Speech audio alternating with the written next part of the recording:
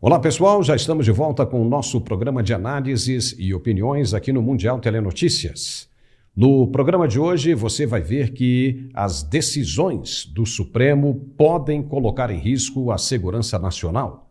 As Forças Armadas estão alertando para o problema de cancelamento dos acordos com a empresa Starlink. Congresso Nacional se movimenta para acionar o impeachment do ministro Alexandre de Moraes. Você vai saber o que está sendo feito e debatido nos bastidores. Corte de luz em toda a Venezuela deixa a população assustada. E Nicolás Maduro diz que foi obra da oposição e fala até em prender Edmundo Gonçalves. Estes são os destaques do nosso programa de hoje que está começando agora. Acompanhe com a gente.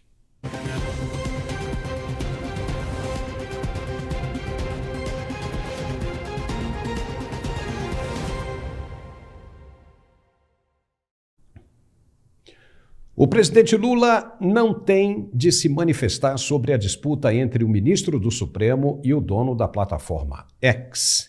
Ele é tido e compreendido pela nação, quase que por inteira, como parte do mesmo sistema que tem desequilibrado a ordem jurídica no país. Então, obviamente, que todas as declarações dele sobre o assunto não podem ser levadas em consideração. Soarão como parte de uma farsa que não convencerá ninguém mais de mente aberta, esclarecida. O que sair da boca dele será entendido como parcial, tendencioso, em defesa de um alinhamento que se mostra latente diante de tamanha crise. O Brasil é do povo e não das autoridades. Essas ditas autoridades, que foram confiadas e escolhidas pelo povo, confundem os papéis, traem se achando absolutas para mandar a ferro e a fogo, na certeza de que todos devem obedecer como serviçais, cerceados de todos os seus direitos constitucionais. Elas mandam e querem o país no bolso do jeito delas, em desprezo absoluto para as demandas populares. Mas quem manda é o povo, está na Constituição. Essa gente só se lembra disso em época de campanha, de eleições, ou quando eles estão sendo sabatinados pelo Senado Federal. Aliás, ali, todos dizem que vão respeitar o que está na Constituição para cumprimento de meras formalidades. Depois tudo muda. Se é para formalidades, qual a real necessidade? Deveriam acabar com isso ou melhorar de vez, fazendo valer como realmente deveria ser. Mas voltando para a manifestação do presidente Lula sobre o episódio envolvendo Elon Musk e o ministro Alexandre de Moraes. Em entrevista nesta sexta-feira a uma rádio da Paraíba, Lula disse o seguinte, aspas, não é porque o cara tem muito dinheiro que o cara pode desrespeitar. Esse cidadão é um cidadão americano, não é um cidadão do mundo. Ele não pode ficar ofendendo os presidentes, ofendendo os deputados, ofendendo o Senado, ofendendo a Suprema Corte. Ele pensa que é o quê? Fecha aspas. O problema aí é que essas autoridades que foram escolhidas para representar o povo, muitas delas não conhecem das leis ou até mesmo, como ficou comprovado, nem os próprios regimentos internos. Quando se vai tratar de administração pública, tem de se ter o mínimo do básico em termos de conhecimento. Não funciona o argumento de que se contrata técnicos para fazer o trabalho que deveria ser de quem contrata. Não funciona. Porque quem dá declarações públicas não é o técnico contratado, e sim o político que não sabe nada do que está dizendo.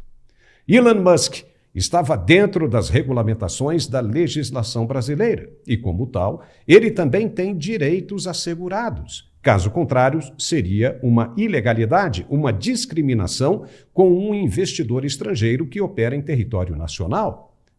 Tem negócios no país. Ele está protegido também pelas normas federais.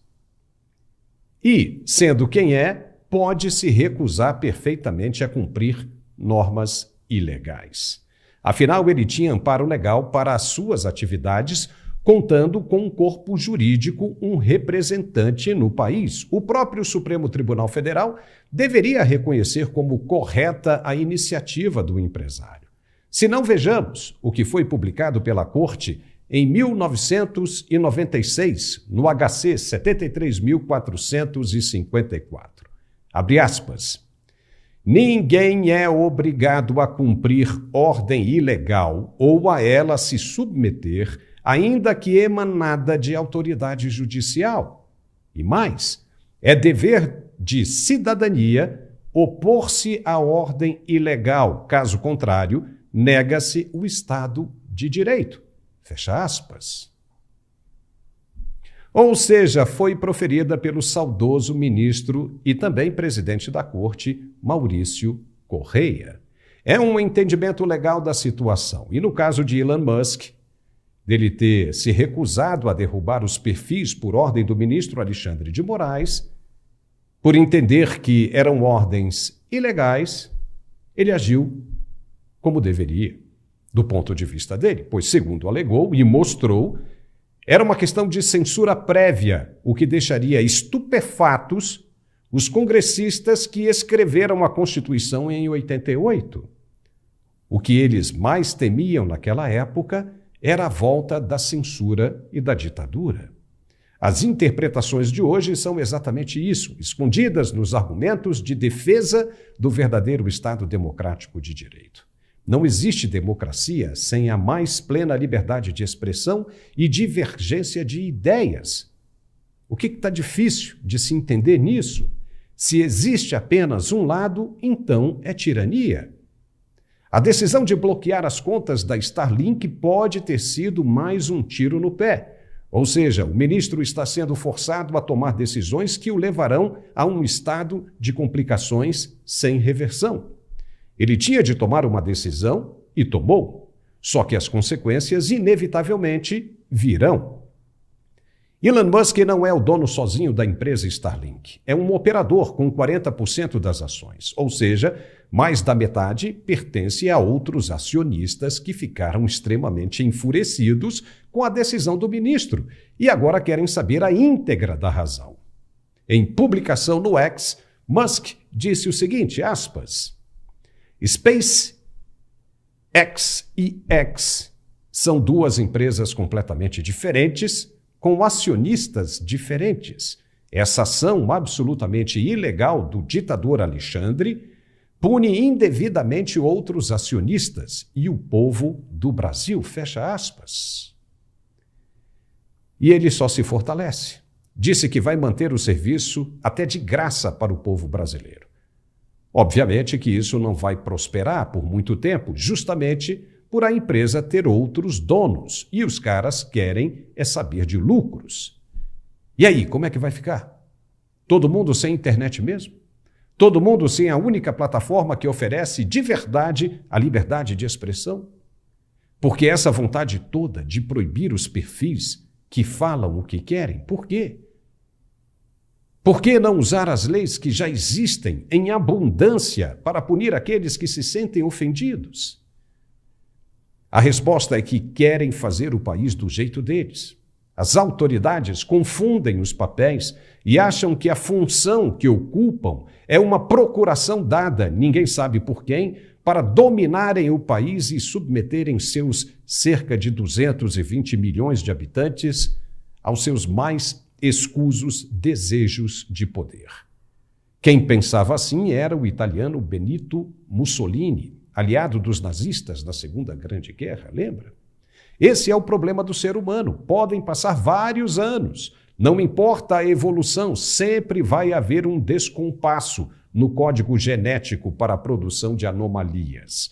Em algum tempo, em algum lugar, vai aparecer um outro. Um ou outro. Mas todo mundo junto no Brasil é sacanagem, né? É muita falta de sorte. É ou não é?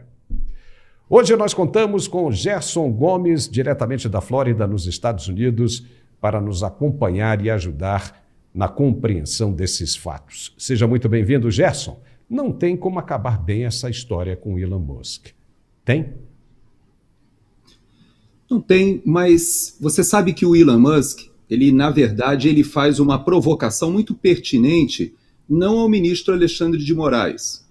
Eu diria até que nem mesmo ao Supremo Tribunal Federal, já que o ministro ele age com o respaldo dos seus pares e até, de certa forma, com a omissão de grandes setores, seja do Poder Judiciário e até mesmo do Poder Executivo, e, por que não dizer, até mesmo com a contribuição do presidente do Senado, que detém o remédio constitucional para várias das arbitrariedades, ilegalidades e inconstitucionalidades que ele já vem cometendo há bastante tempo.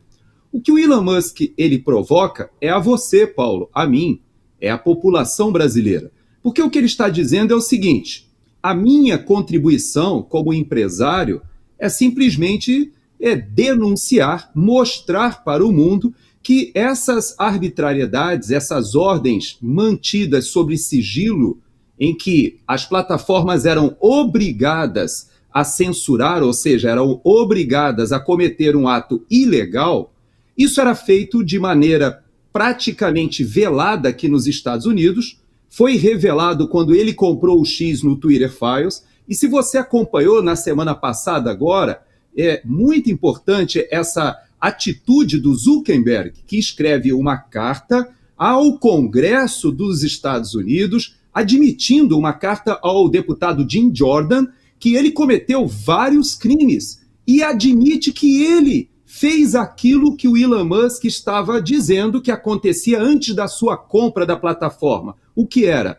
O Departamento de Estado, Departamento de Justiça, a CIA ou a Casa Branca pressionavam as plataformas com intenções políticas, partidárias, eleitorais. E isso era feito de maneira velada. Mas, Paulo, no Brasil, isso está sendo feito de forma ostensiva. E o que o Elon Musk está falando para a sociedade brasileira é o seguinte: vocês querem continuar com esse modelo? Vocês vão continuar suportando essas arbitrariedades? Eu estou com a minha empresa denunciando que isso é ilegal. Eu estou recebendo ordens judiciais ilegais, sem respaldo na Constituição, ferindo a cláusula pétrea que está na nossa Constituição, que garante não só a liberdade de expressão, a liberdade jornalística, e nós temos a sociedade meio que parada, observando setores da nossa elite, os operadores do direito. Então o que o Elon Musk está dizendo é o seguinte: decidam vocês o que vocês querem. Vocês querem a liberdade de expressão, vocês querem garantias constitucionais que estão ali nas cláusulas pétreas, no artigo 5º da Constituição, ou não. Decidam vocês. É isso aí. O problema é a interpretação do que está na Constituição. Quem tem a caneta na mão interpreta do jeito que quiser. E isso é um problema. E o que você achou da fala do presidente Lula?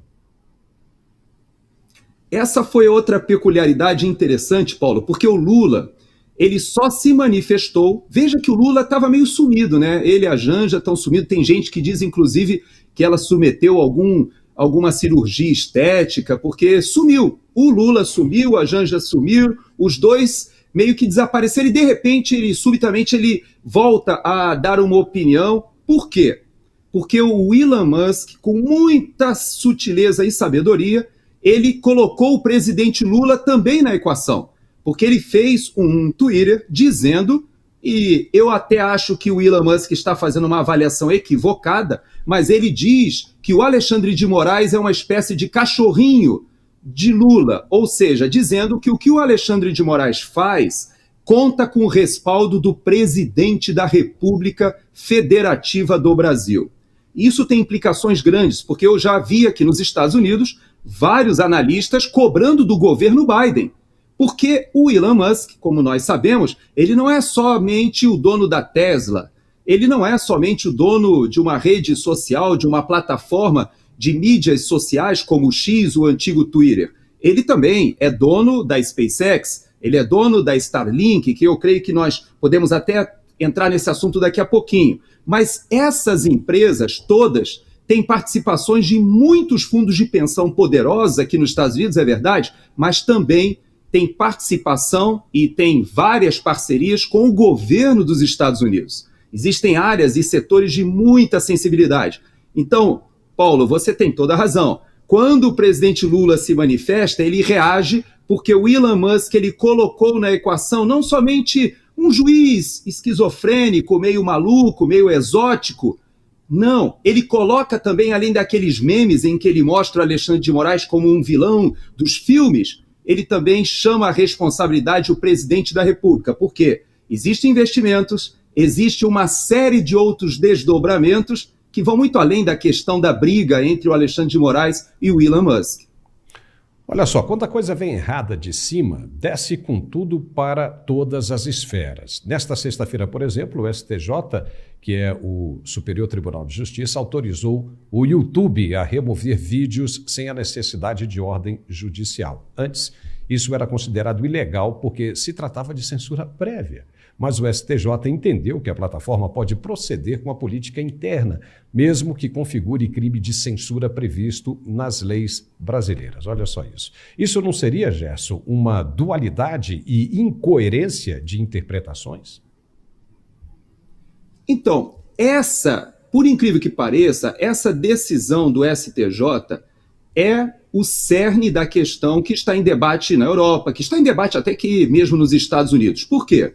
Porque a decisão ela vai na direção de que a plataforma, por ser uma empresa privada, ela é apenas um veículo. Existe uma comparação que se faz muito sobre a questão da carta, né, do antigo carteiro. Ou seja, a empresa seria apenas quem entrega a correspondência, não a responsável pelo que está dentro da carta. Então, essa era a ideia original das plataformas que não eram ou não recebiam ações judiciais dos conteúdos publicados. Eram inimputáveis em relação à opinião de cada uma dessas pessoas. O que acontece é que, de um tempo para cá, existe uma pressão muito grande em cima das plataformas para que elas exerçam um papel de mediação, de filtro, que não deixa de ser passar para as plataformas um poder discricionário de dizer o que pode ser veiculado ou não.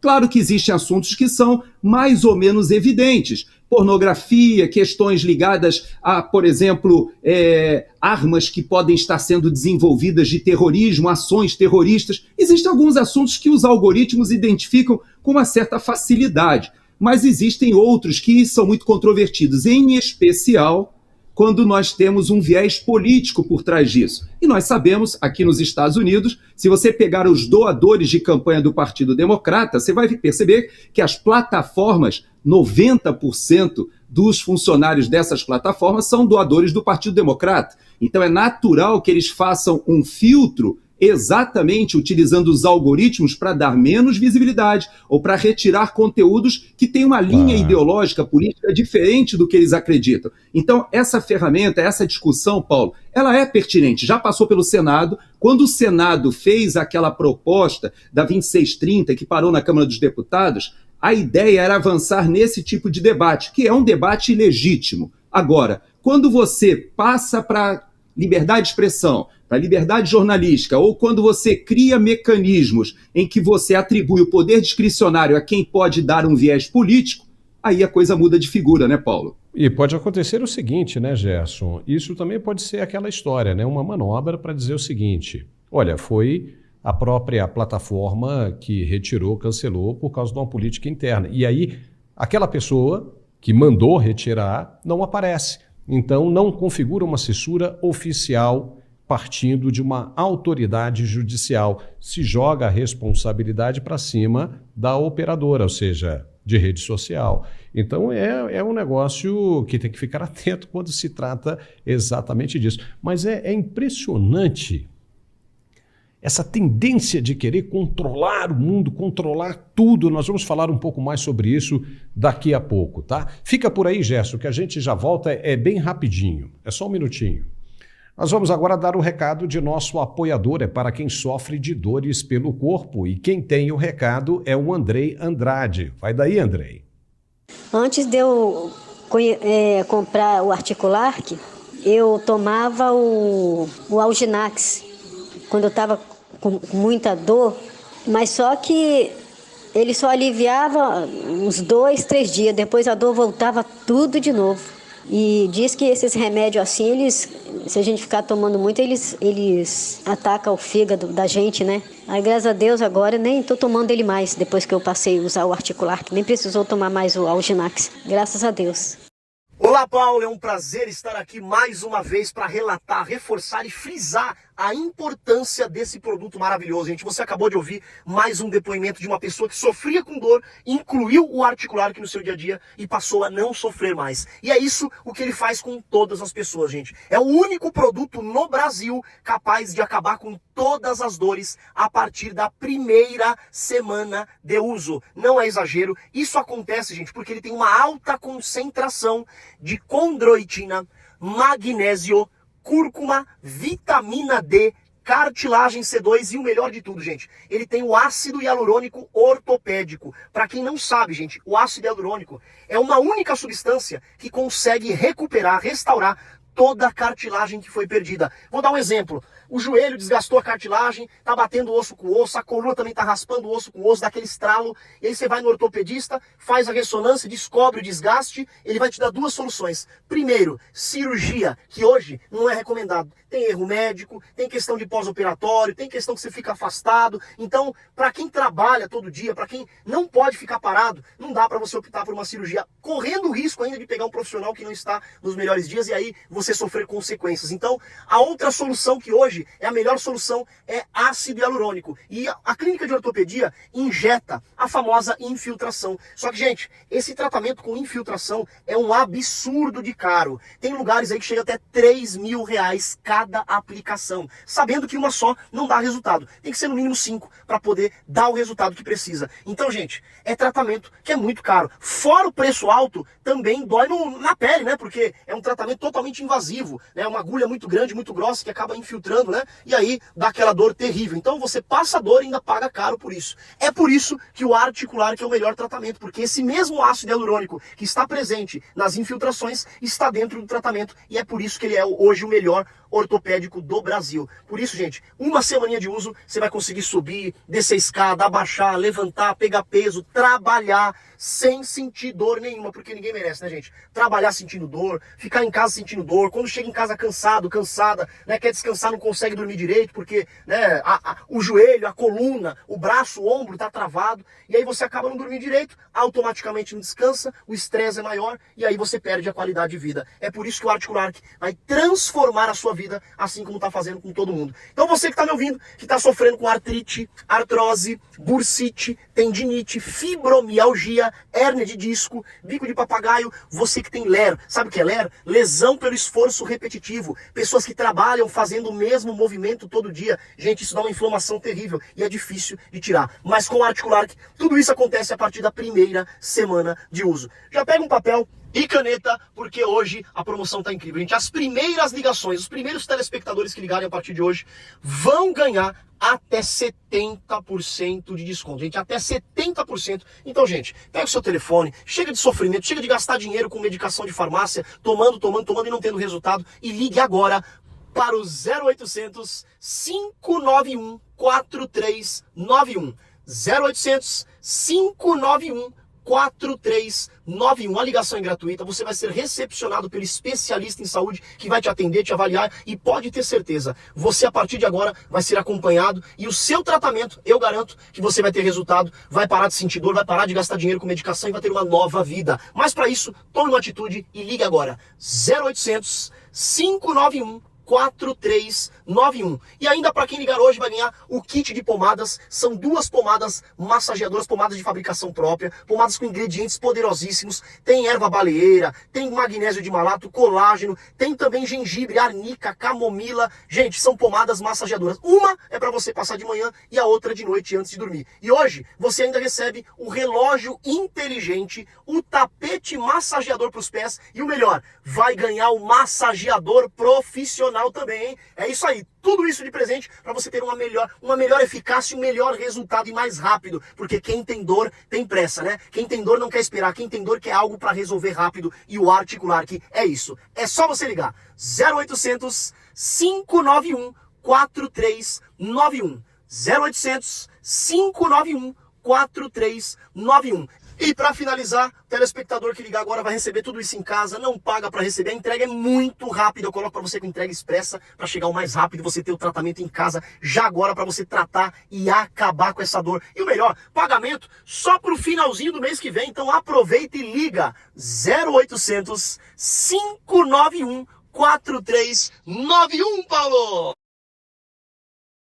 Muito bem, já estamos de volta com o nosso programa de análises e opiniões. Eu vou pedir que você, se puder, vai ali em cima, antes de continuar acompanhando o nosso programa, e se inscreva em nosso canal, porque isso nos ajuda bastante a crescer cada vez mais. Muita gente assiste o nosso programa, mas não se inscreve, não sei por quê. E a gente precisa muito disso. Se puder, eu agradeço, tá? Agora há pouco a gente estava falando sobre as decisões equivocadas que começaram lá atrás a prejudicar o país e que estão agora chegando a um nível irreversível de dano. Desta vez, o alerta de risco veio das Forças Armadas. Uma carta confidencial do Ministério da Defesa, partindo aí do ministro José Múcio, datada de junho deste ano, vazou para a imprensa. Nela, ele revela que as Forças Armadas brasileiras já demonstravam grande preocupação com a possibilidade de interrupção dos serviços prestados pela Starlink, empresa de Elon Musk. O documento, redigido antes do recente bloqueio das contas da Starlink no Brasil, já demonstrava o tamanho do risco do rompimento das relações com a empresa, que tem mais de 50 satélites sobre o céu brasileiro, e que a falta desses serviços representaria um prejuízo enorme, incalculável para as operações militares estratégicas. Veja que a Marinha, assim como a Aeronáutica e até mesmo o Exército, usam em abundância os serviços da Starlink, que entre seus acionistas estão membros do governo americano. Podem ser, inclusive, o Sistema de Defesa dos Estados Unidos, um desses acionistas. No documento vazado, segundo foi publicado hoje pelos principais sites de notícias, as Forças Armadas enfatizam que o serviço de internet via satélite, fornecidos pela Starlink, são essenciais para a operação eficiente de tropas especializadas em áreas remotas. As características da Starlink, como alta confiabilidade, rapidez na instalação e cobertura de grandes distâncias, com mínima interferência, são apontadas como fundamentais para garantir a prontidão estratégica e a segurança das operações em todo o território nacional. Você conseguiu agora entender a gravidade deste problema? Ou seja, pelo que se entende de tudo isso, as decisões do ministro podem colocar em risco a segurança nacional. Oh, boy, isso é extremamente grave. As Forças Armadas apostaram na Starlink, fizeram contratações e acordos militares sérios de uso de tecnologia. E agora, para derrubar perfis de redes sociais, o país pode ter afetado a sua segurança nacional?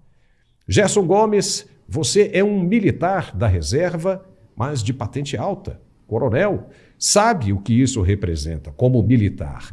Eu quero ouvir os seus pensamentos sobre essa preocupação das Forças Armadas, Gerson. Vai daí. Bom, o primeiro aspecto que é importante ressaltar foi a felicidade que você teve na seleção da imagem que você colocando o ministro da Defesa, o comandante do Exército e um satélite, que é um satélite muito parecido, é provável até que você tenha colocado o próprio satélite brasileiro, que é um satélite sofisticado que as Forças Armadas utilizam, mas que é um satélite geoestacionário. O que é isso para a nossa audiência entender? É um satélite muito poderoso, mas que fica a dezenas de quilômetros de altitude e que demanda antenas gigantescas, grandes, para captarem esse sinal e para utilizarem a comunicação proporcionada por esse satélite militar. Em outras palavras, o que acontece com a Starlink? O Elon Musk, ele fez um grande investimento e recebeu aporte do governo dos Estados Unidos, porque se descobre nos Estados Unidos algo que nós brasileiros sabemos muito bem.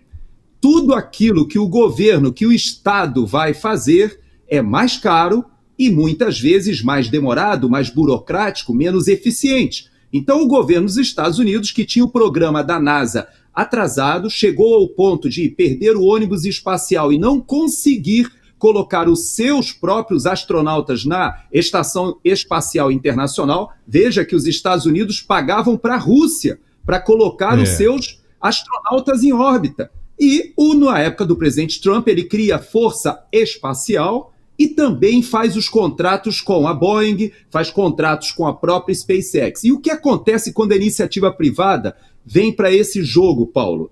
Primeira coisa que todo mundo fala é que ele conseguiu reduzir em 40% o custo dos lançamentos, fazendo algo inimaginável, que o foguete, o primeiro estágio, pudesse ser reaproveitável, ou seja, o foguete ele volta e para de ré, ou seja, ele lança, quando o segundo estágio sai, ele retorna e você reaproveita aquela maior parte que tem os combustíveis que tem que ser necessários para você retirar, pelo menos da fase inicial mais difícil, do solo para a atmosfera. Bom, segunda coisa é que você sabe que o Programa Espacial Brasileiro, Paulo, ficou parado 13 anos por culpa do governo do PT. Você sabe por quê? Porque assim que a estação, que é a nossa base de lançamento em Alcântara, sofre aquele acidente de explosão, que nós tínhamos os nossos veículos lançadores de satélites, os nossos satélites sendo desenvolvidos, sabe que o Brasil fez na época do governo Lula e depois continuou com o governo Dilma? Fez um acordo com a Ucrânia para desenvolver uma empresa binacional para fazer os seus próprios lançamentos de foguetes. Sabe quantos foguetes foram lançados, Paulo, naqueles 13 anos? 0. Nenhum foguete. O Brasil gastou milhões, quase bilhões, e quase que a gente ainda fica devendo, porque muito foi desviado, tanto pelo governo corrupto da Ucrânia, quanto pelo governo corrupto brasileiro.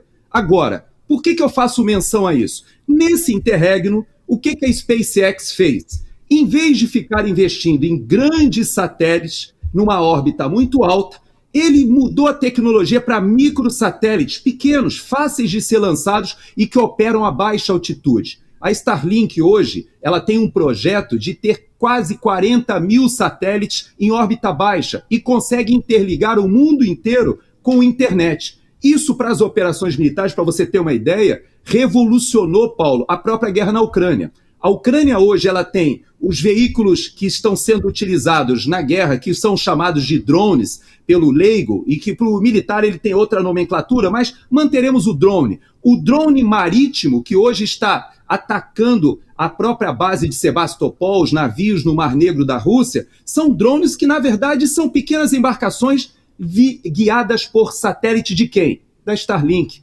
Quem é que consegue colocar os drones hoje no campo de batalha? Drones baratos, ou iranianos, ou até do mundo ocidental, que consegue abater tanques e consegue interferir na guerra da Ucrânia? A Starlink. Por quê? Porque você consegue dar internet com imagem e precisão sem precisar de grandes satélites. Pelo contrário, você consegue estações móveis. Isso revolucionou o combate. Então, Paulo, quando a gente fala de Starlink, nós não estamos falando só dos 40% que o Elon Musk detém, como você bem ressaltou, 40%, 42%. Nós estamos falando de um projeto da defesa dos Estados Unidos, da OTAN, e que todo mundo hoje está querendo buscar. Uma última observação. Eu vi muita gente falando, eu não sei se foi você, mas eu ouvi muita gente dizendo que o Brasil agora entra naquele grupo, né, de Irã, Rússia, China, né, de países que estão sem o X, sem o Twitter. Eu quero dizer para você que, no ponto de vista da Starlink, do ponto de vista das operações conectadas por satélite, o Brasil sequer pode entrar nesse grupo citado dessas ditaduras, porque China, Rússia e até mesmo o Irã tem programas espaciais e consegue colocar seus microsatélites em órbita. O Brasil não, está longe disso. Então, se a gente quer realmente dar um passo respaldando essas doideiras, essas loucuras, esses rompantes absurdos do Alexandre de Moraes, é bom a gente saber que tem consequências. Não só para as Forças Armadas, é bem verdade.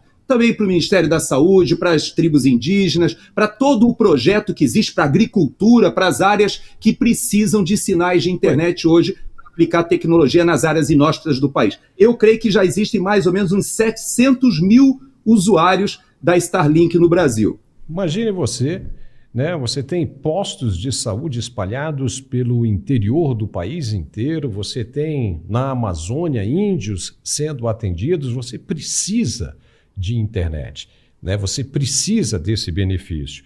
Agora, essa questão que você tocou foi extremamente importante do ponto de vista de que as relações, inclusive na América Latina, estão se deteriorando entre esses ex-amigos, né? Vamos chamar assim. E aí você chega num momento como esse, onde você tem políticos, né? Ou seja, pessoas que não são técnicas, que não pensam nas consequências, acabam tomando decisões que podem colocar em risco a segurança nacional. Se você fala um negócio desse nos Estados Unidos, risco de segurança nacional, meu amigo, né, você está aí, você sabe muito bem disso, é um terremoto na escala mais alta Richter. Mas o mundo se voltou contra o ministro Alexandre de Moraes. Não há ninguém que consiga suportar uma pressão como a que está apenas começando sobre a cabeça dele. O jornalista Glenn Greenwald publicou nas redes sociais dele uma crítica muito dura sobre o ministro e em inglês, chamando a atenção para o mundo inteiro do que está acontecendo. Você acha, Gerson, que o ministro vai mesmo pagar para ver o que vai acontecer ou ele está sem saída, sem ter como reverter essa situação toda em que se meteu e em que meteu o país? O que você acha?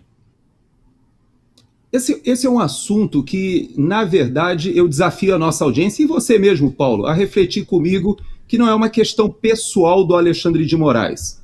Ele não tem esse poder, não foi delegado esse poder para ele, ou não foram legitimadas as suas ações ilegais, inconstitucionais, porque ele possui um poder ditatorial pela força. Ou seja, ele não é um ditador militar. Ele não impõe a sua vontade com forças armadas, ele não impõe a sua vontade sequer com a Polícia Federal, porque é um núcleo muito pequeno que cumpre ali as suas ordens ilegais, muitas delas sem respaldo judicial, sem respaldo na Constituição. Então, o que legitima Alexandre de Moraes? O que respalda? Primeiro, os seus pares ali do Supremo Tribunal Federal. Então, a primeira coisa que a gente precisa fazer é retirar essa questão do Alexandre de Moraes e aumentar, trazendo até para a Procuradoria-Geral da República, veja que a acusação que foi feita e a denúncia do Partido Novo sobre aqueles vazamentos, que obviamente mostram ali ilegalidades, veja que a Folha de São Paulo foi muito prudente nos primeiros artigos, colocando ali que era uma questão de rito, mas depois os próximos artigos foram demonstrando que existem flagrantes crimes cometidos ali por aquele grupo, quase que uma organização criminosa incrustada no Supremo Tribunal Federal e no TSE. Agora, a PGR não recebeu a denúncia. Ah, mas e o Conselho Nacional de Justiça? Também não. E os operadores do direito? Cadê a Faculdade de São Paulo? Cadê aqueles que assinaram a Carta pela Democracia? Todos quietos. Então você veja, Paulo, que essa provocação que o Elon Musk está fazendo, ele está evidenciando que o Brasil não é um país sério ou que a nossa sociedade ainda não tem o nível de indignação, o nível de incômodo, o nível de sofrimento para tomar atitudes. Como a gente vê a Maria Corina Machado lá, com Edmundo Gonzalez na briga, na luta, querendo restabelecer a democracia no seu país, porque ela foi deteriorada ao ponto de se transformar numa ditadura sanguinária. No Brasil, nós temos um preso político que morreu na cadeia, nós temos o Clezão, mas nós temos milhares de famílias hoje que estão sofrendo, mais de 400 no exílio, mais de 400 famílias separadas. A escalada está sendo enorme. Agora, 20 e poucos milhões de usuários podem ficar sem a sua rede social. Mais do que isso, a Starlink, tendo essas implicações que você está colocando. Por que isso fugiu do controle? Porque foram avançando cada vez mais sem a autocontenção. Então, eu imagino, sabe, Paulo, que existe uma saída sendo negociada. Talvez o ministro Alexandre de Moraes seja sacrificado, talvez por um momento de pacificação, algo está em negociação, é possível. Eu sei que o próprio presidente Lula está sendo afetado por essa luta no âmbito internacional, ele sofre pressões também, o governo do PT sofre também essas pressões. No campo econômico, nós vamos sentir o que é o investidor estrangeiro não tendo confiança numa estabilidade jurídica para colocar o seu dinheiro dentro do Brasil. Agora, a solução, Paulo, não virá de fora do Brasil. Nós, brasileiros, temos que gerar as nossas soluções políticas que passam pelo Congresso, pelos nossos representantes, pelas eleições, e começa agora, nas eleições municipais. Muita gente diz que sem os X, as eleições municipais podem ser prejudicadas, mas eu vou além. Eu acho que a indignação ela tem que reverberar nas eleições municipais, e dali a gente conseguir avançar. Olha só, Eu vou te pedir agora, vou te mostrar uma coisa agora, e daqui a pouco a gente comenta isso mais brevemente. O deputado André Janones, viu, Gerson? Fica aí, do Avante de Minas Gerais, criticou o Elon Musk nesse episódio. Justamente o Janones, envolvido em uma série de acusações de irregularidades. Ele disse o seguinte, abre aspas aqui. Janones disse, enfia essa sua rede no rabo e vaza daqui. O Brasil não é casa da mãe Joana, não, vagabundo. Fecha aspas. Oh, boy. São pessoas pequenas, né, Gerson? Pessoas Onde que ele publicou isso? Onde que ele publicou isso? Ele publicou isso nas redes sociais dele, dizendo o seguinte, que tudo isso aí, essa baixaria, são pessoas que não conseguem enxergar que o problema é muito maior para o país. Veja bem, ele não consegue, ele vai para um lado, não conseguiu entender que nós estamos avançando para um problema de prejuízo nacional, ou seja, que vai além das questões pessoais, questões de derrubar perfil aqui, perfil acolá, principalmente ele, que gostava de acusar bastante as pessoas aí, levantando fake news, né, espalhando fake news. Então, são coisas assim, né? O que você achou dessa declaração do Janones? Eu acho que não somente ele, me causa mais perplexidade, jornalistas também terem uma posição muito similar, claro, externada com um pouco mais de elegância, mas uma posição muito similar à dele. E o que eu quero dizer para ele é o que eu digo para os jornalistas. Meus parabéns, você tem liberdade de expressar a sua opinião. Porque liberdade de expressão, Paulo, é justamente a possibilidade de falar aquilo que eu não gosto, aquilo que me choca, aquilo que vai contra o que eu acredito. Respondendo o que você... Ele tá... Desculpa, saiu no Poder 360, saiu, né, nos outros sites de notícia aí que publicaram hoje no Brasil inteiro. Exato. Então, o que eu tenho a dizer é o seguinte, não é só para ele, é para o pessoal do UOL, é para o pessoal da Globo News, é para aqueles jornalistas que estão se externando, ou que estão externando agora, opiniões de respaldo ao Alexandre de Moraes, esquecendo que existe uma questão inicial.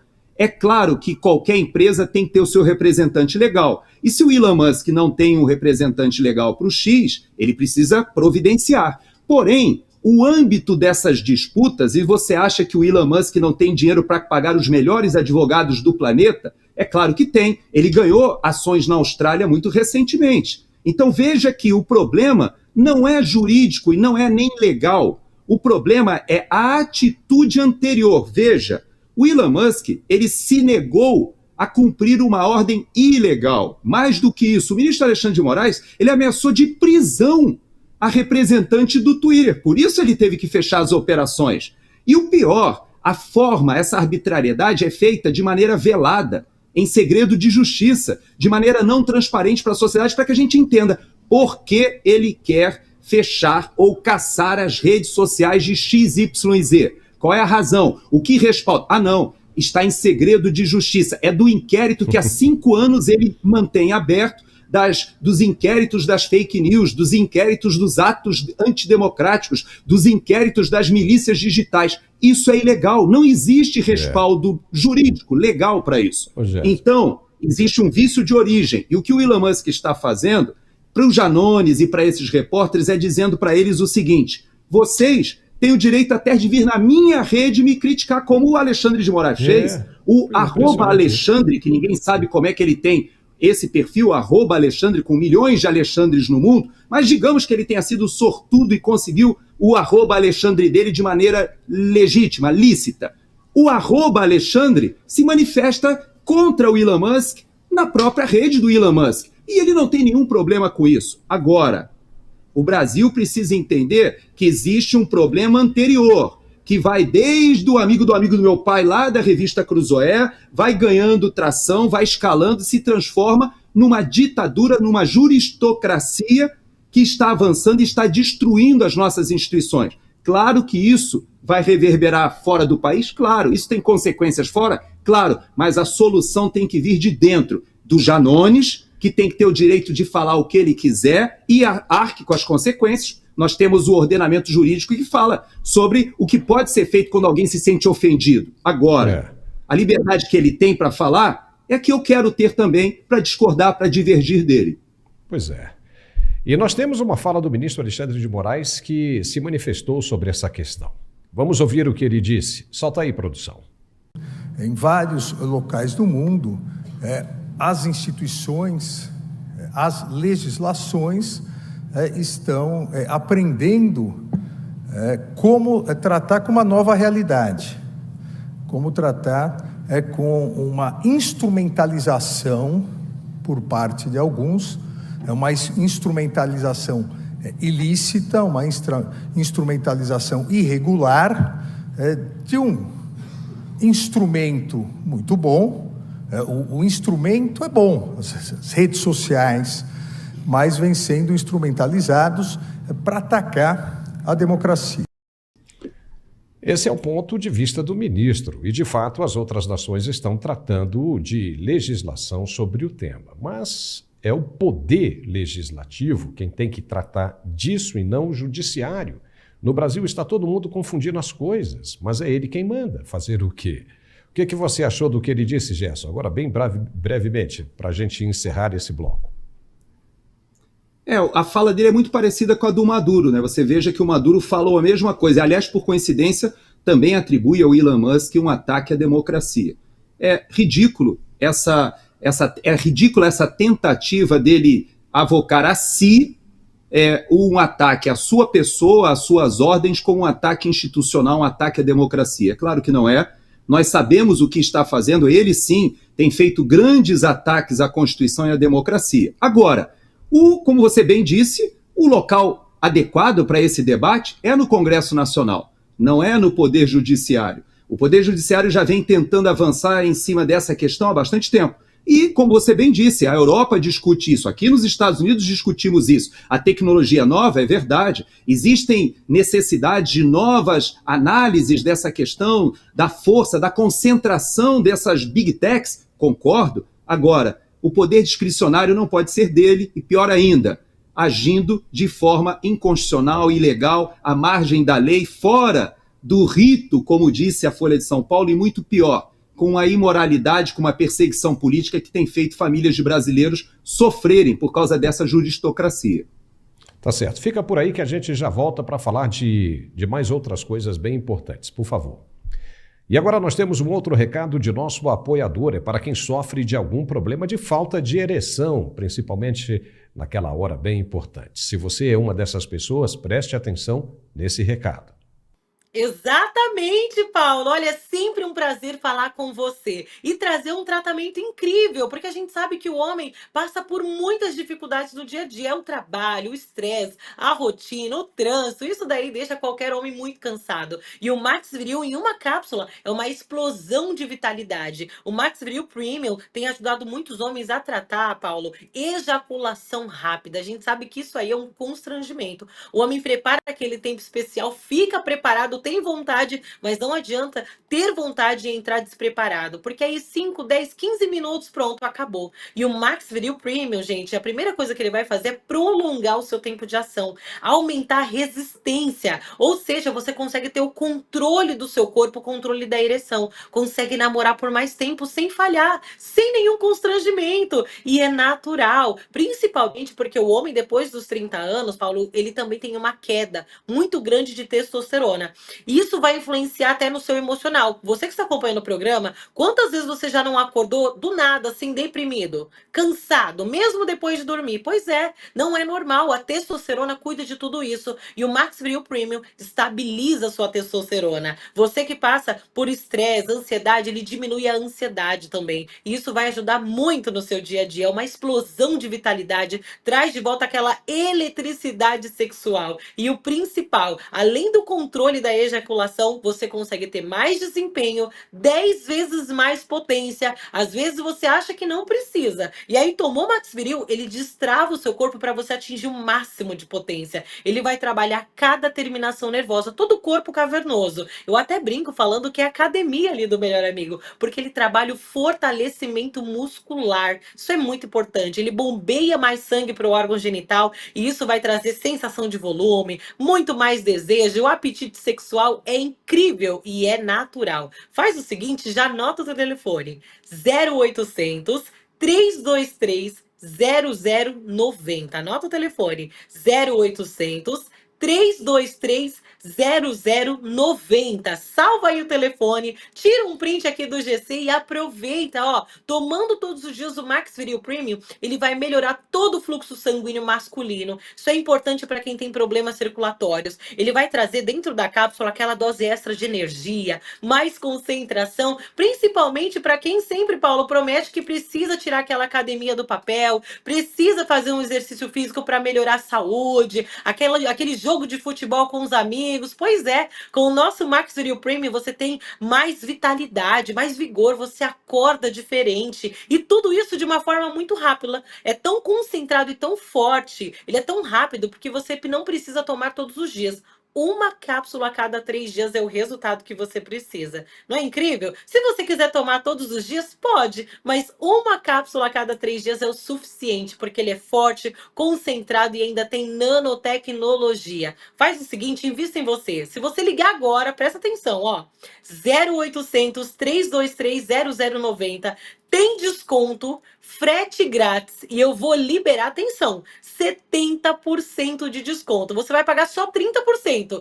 70% de desconto é para você que está acompanhando o programa. Além disso, você vai levar o AirDots, que é o fone sem fio Bluetooth, e vai levar também um smartwatch top de linha, aquele relógio inteligente que você recebe notificação do WhatsApp, você consegue ver ali os batimentos cardíacos, é presente para você. Então não deixa para depois. Max Viril Premium é o aliado do homem para aumentar a potência e o desempenho, e ainda hoje com 2 presentes, hein? 0800 323 0090. Ó, um homem inteligente é um homem que se cuida, hein? Tem que entrar em campo preparado para jogar aquele jogaço. 0800 323 0090, Paulo. E já estamos de volta com o nosso programa e vamos mostrar agora como estão as movimentações no Congresso Nacional depois dessa bagunça toda, criada pelo Poder Judiciário. Tem muita coisa acontecendo além disso. A repórter Débora Sena está acompanhando tudinho de perto no Congresso Nacional para a gente e vai contar agora os detalhes. Oi, Débora, como é que tá? Seja muito bem-vinda ao nosso programa. É um prazer tê-la aqui nesta sexta-feira. O que você tem a dizer a respeito, por exemplo, da deputada Silvia Wayampi, que fez um alerta muito importante nesta sexta-feira para os gastos do presidente Lula com passagens aéreas e acabou suspendendo a compra de medicamentos. O que você tem a dizer sobre isso, Débora? Fala pra gente. Paulo, obrigada pela recepção, um prazer estar aqui dividindo esse espaço com você, com o Coronel Gerson. Sim, a deputada ela fez uma indicação ao governo federal, especificamente ao Ministério da Casa Civil, para que o governo contenha os seus gastos com passagens aéreas e diárias, né? A gente observa, inclusive, que as comitivas do governo federal, quando existem viagens para fora do Brasil, viagens para o exterior, são comitivas muito grandes, né? Comitivas que levam ali assessores, companheiros, muitas vezes esses acompanhantes aí dos ministros, né, os integrantes das comitivas, rendem também o escopo de requerimentos que investigam por que é que determinada pessoa estava ali presente, né, em viagens oficiais promovidas pelo governo. Mas a observação que a deputada fez é exatamente que no último ano o governo Lula gastou mais de 3 bilhões com passagens aéreas e diárias, né? 3,3 bilhões é o gasto exato com passagens e diárias, enquanto brasileiros estão tendo que recorrer à justiça para obter ali tratamento de saúde. E a gente tem ali um impacto muito inferior demandado por essa situação. A deputada levantou e colocou ali na sua indicação que exatamente 252 milhões seriam suficientes para suprir o tratamento de saúde negligenciados pelo governo, enquanto todo esse dinheiro tem sido gasto aí com as viagens do presidente Lula.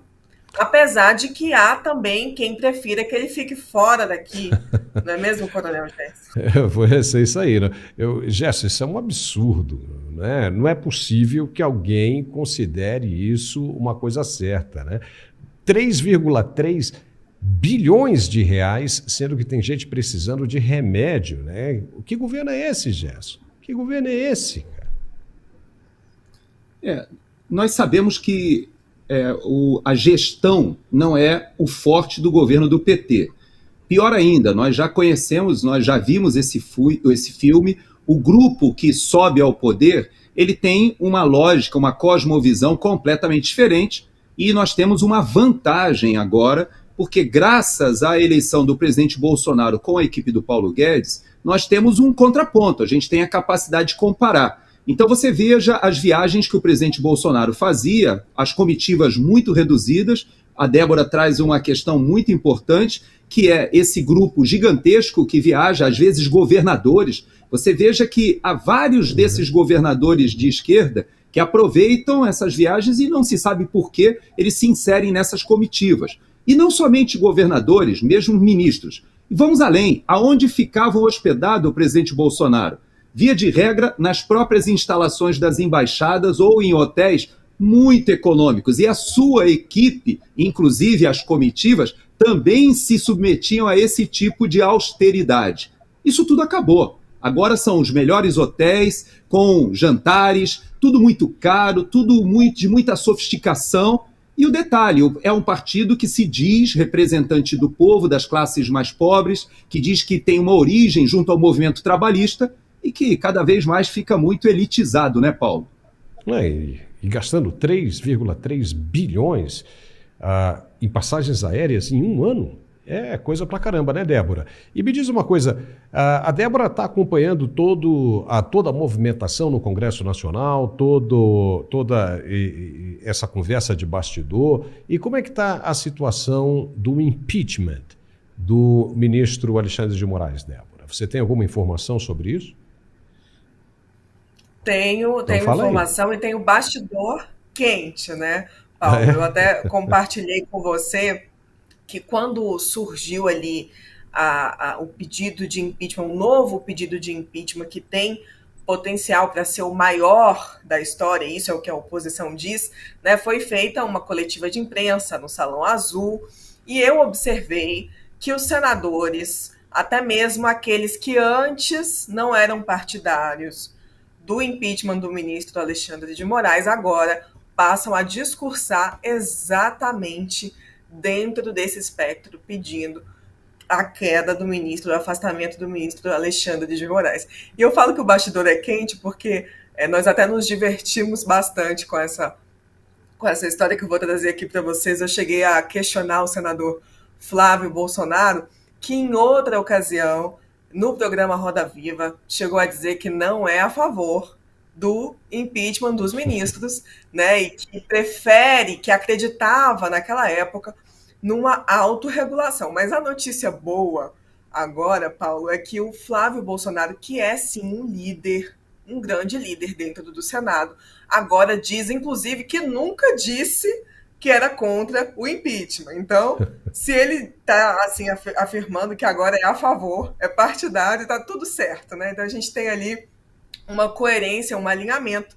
A gente percebe também que o presidente do Senado tem evitado discursar sobre este assunto, mas no plenário da Casa Alta, todos os discursos têm sido recorrentes, unânimes, pela queda do ministro Alexandre de Moraes.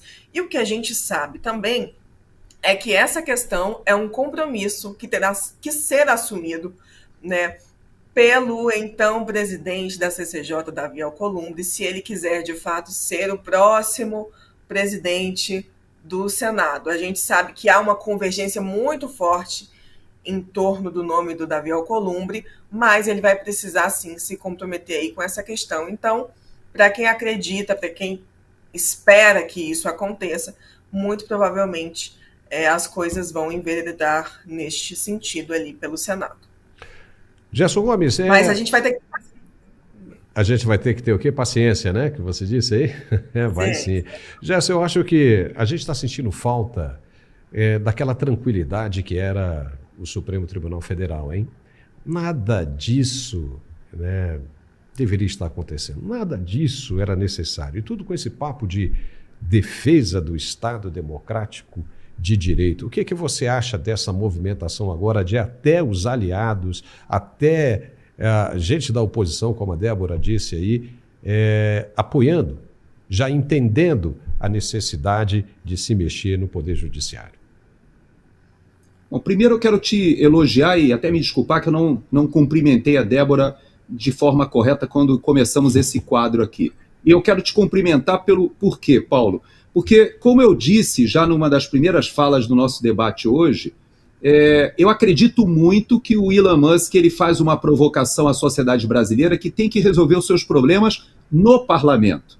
O poder legislativo é aquele que não somente faz as leis, mas ele também fiscaliza os outros poderes, e inclusive o remédio constitucional para essa hipertrofia do Poder Judiciário do Supremo Tribunal Federal que você se refere, ela reside ali no Senado. Então, se nós não temos um Senado à altura, se a gente não tem uma Câmara de Deputados à altura, e veja que eu vi a Carol Detone, e Débora, agradeço muito a sua presença, eu estimulo ao que o Paulo te traga sempre aqui no nosso espaço para que a gente saiba do que acontece ali na Câmara de Deputados e no Senado Federal, porque eu vi a Carol Detone avançando com alguns projetos essa semana importantes que fazem essa contenção das decisões monocráticas no Supremo Tribunal Federal, inclusive trouxe à pauta aquela decisão do Poder Legislativo podendo rever até mesmo quando o Supremo Tribunal Federal resolve avançar sobre algo que o Poder Legislativo já decidiu ou resolveu não decidir. Muita gente esquece que não legislar é uma decisão consciente. A sociedade pode não querer avançar em determinada legislação, como acontece com o aborto, por exemplo. Então, folgo realmente em ver você aqui conosco, Débora, e quero dizer o seguinte, Paulo, o Supremo Tribunal Federal só está com essa situação porque o ministro Barroso, o ministro Toffoli, já deram sinalizações lá atrás dizendo que eles entendem que o poder moderador reside no Supremo Tribunal Federal. Vou além. Eles já disseram que acreditam no semipresidencialismo, no qual o Supremo Tribunal Federal é que vai desempenhar esse papel de modulação do que seria um parlamento modulado por um poder judiciário. E pior ainda, o atual presidente do STF já disse que atualmente, na visão dele, o Supremo Tribunal Federal já não é mais um órgão técnico, passa a ser um órgão político. A única coisa que eu concluo a minha fala é uma coisa, Paulo, quem quer atribuir a si o poder político tem que também se submeter ao jogo político. Ou como a gente vê na linguagem aí das pessoas, das crianças, né? Não sabe brincar? Não desce para o play. Se você não quer se molhar, então não entra na chuva. Se você quer realmente atribuir a si o poder político, então vem para a briga, vem para a disputa política e não fica chamando a si o protagonismo das decisões, mas não se submetendo à crítica e ao arbítrio, né? Muitas vezes ao escrutínio da população e da opinião pública. E tem outro tema aí também, né, Débora, que eu quero ouvir de você aí. O Senado vai ouvir mesmo o Eduardo Talhaferro? Está marcado já? Pois é, ainda não está marcado. A senadora Damares Alves impetrou ali um requerimento pela oitiva, né? E eu acho que nesse caso nós temos chave e fechadura, porque observamos que Eduardo Talhaferro surgiu dando algumas declarações para a imprensa, né? Ele não se contenta com esse contexto que insinua que ele é o responsável pela vaza-toga, né, pelo vazamento das mensagens, e começou a dar algumas declarações, inclusive se dizendo um perseguido político. Essa foi a deixa da senadora Damares Alves, que disse, opa, peraí, então se é um perseguido político, tem que vir aqui se explicar, tem que vir aqui dizer o porquê, que perseguição é essa, o que é que está ocorrendo, e também para avaliar aí se é o caso da demanda de uma proteção pessoal para ele. Então, acredito que vai ocorrer sim essa oitiva. Na próxima semana, a Comissão de Segurança Pública do Senado vai fazer essa avaliação. Mas eu queria, Paulo, aproveitar também a deixa que nós tivemos aqui com o Coronel Gerson a respeito do pacote anti-STF que começou a tramitar ali na CCJ, com potencial para avançar para uma comissão especial. Acontece que, apesar de todo o otimismo que surge, apesar do agendamento dessa questão, também existe um bastidor que é preocupante. Nós tivemos, ao mesmo tempo do agendamento dessa sessão que ocorreu na última terça-feira, a provocação do ministro Flávio Dino sobre aquele inquérito do kit de robótica envolvendo o presidente da Câmara, Arthur Lira. E o que aconteceu? Os deputados envolvidos no protagonismo dessas pautas, os proponentes e os relatores, não conseguiram, desde então, obter do presidente da Câmara o compromisso com o avanço dessa propositura para além dessas proposituras todas, né, PECs e projetos de lei, para além da CCJ. Então, já existe ali, na Comissão de Constituição e Justiça, um cenário bem definido, porque todas as vezes que a base do governo tentou retirar de pauta essas matérias, ela fracassou. Fracassou com votos, um placar favorável à oposição, acima de 30 votos. Então, o que quer dizer que nós temos ali um cenário, um termômetro do que é que vai acontecer daqui a 2 semanas, quando a CCJ voltar a apreciar essa matéria. Essas matérias, elas provavelmente serão aprovadas sim. O problema é que, de fato, não há, no entanto, agora, um compromisso do presidente Arthur Lira com o avanço dessas proposituras. Então, ninguém consegue dizer quando é que elas vão chegar no plenário, se é que elas vão ser votadas no plenário ainda esse ano. Olha só, isso tudo vem aí a confirmar, né, Gerson, aquilo que vários parlamentares já disseram, isso não só aqui, mas vários outros programas, que todo mundo tem o rabo preso ali. E aí se guarda ali na gaveta para o momento certo usar aquilo que se pretende. Isso é uma vergonha.